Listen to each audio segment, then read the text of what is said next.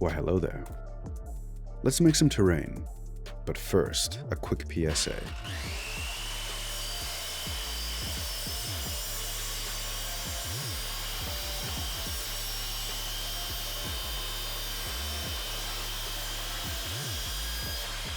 Today, we are making a small terrain board.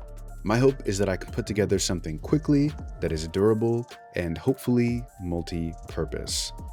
I need to build a large mountainous valley. Obviously not the whole thing, but a small part of it that we are meant to explore soon. Right, who is we? I'm making this for my friend and fellow DM, Cody James King. If you follow me closely, you may be familiar with his work. He runs the dungeonmastersdiary page on Instagram and TikTok and a few other places. I'll link all of those below. He is one of my DMs, and currently I play in 2 weekly games with him, one of which we live stream every Wednesday. This terrain was just featured last week at the very end of the session, and I figured I could show you my process of building it. It was described to me as a gray slate color with shale layering and red bands of ferrous iron layers moving throughout. That seems doable, but my biggest fear was making it look too gray and monotone, so I experimented with a lot of washes during the painting. I used a lot of techniques on this build that I've used before, just not necessarily all at once or on this large of a scale. I haven't really messed with making a monolithic piece of terrain quite this big, but I just took it one step at a time. I didn't want to waste time or let this get away from me. I had a lot of prep work to do before I could even start to really assemble it.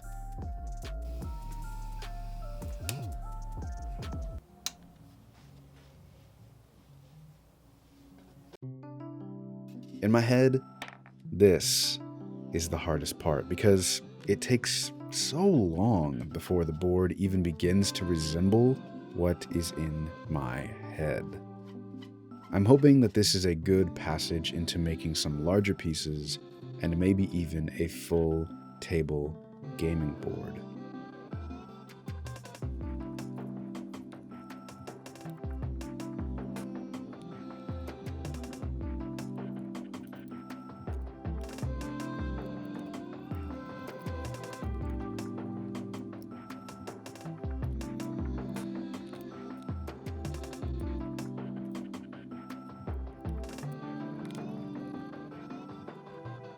The details of this build were really important to me.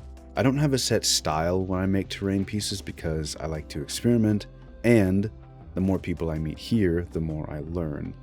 Although this one is pretty specific.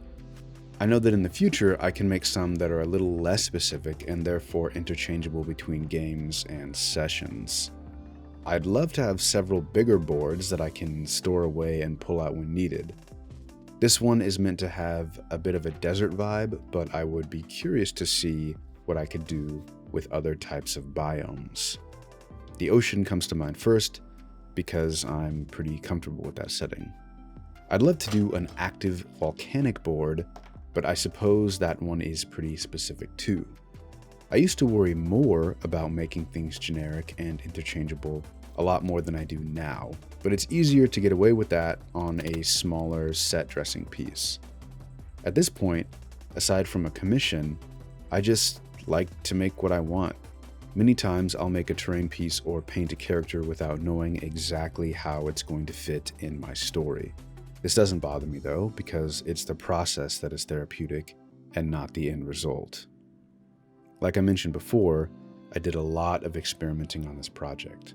I pulled out a bunch of techniques to try and get the job done. It's always nearing the end when I get the most excited and start to rush through a project. I am so eager to see the end result and share it with all of you. This was no exception. I did buy some things I intended to use on this project, but found myself not needing to reach for them. So that is a bit exciting because that means I will have another video coming shortly discussing those things.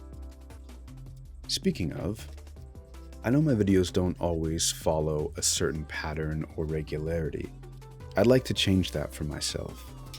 Part of that change might mean that even more different types of videos will be coming your way.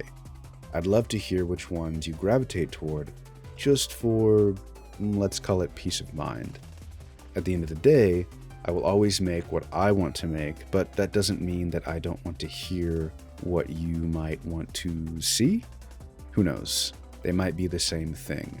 Crazier things have indeed happened.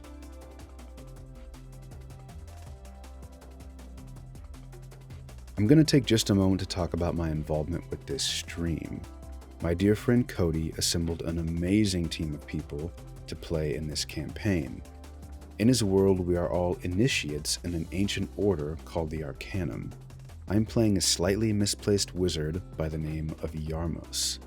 We are a few episodes in, and it has been a blast so far.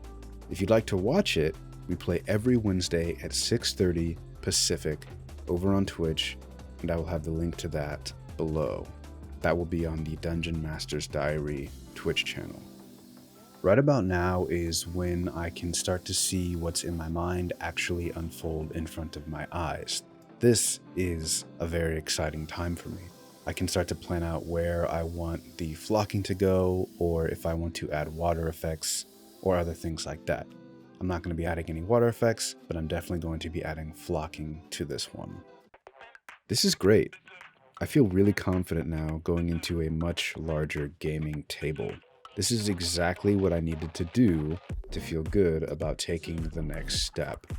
If you want to see this and a lot of other terrain pieces I've made prior to this YouTube channel, be sure to check out our stream every Wednesday.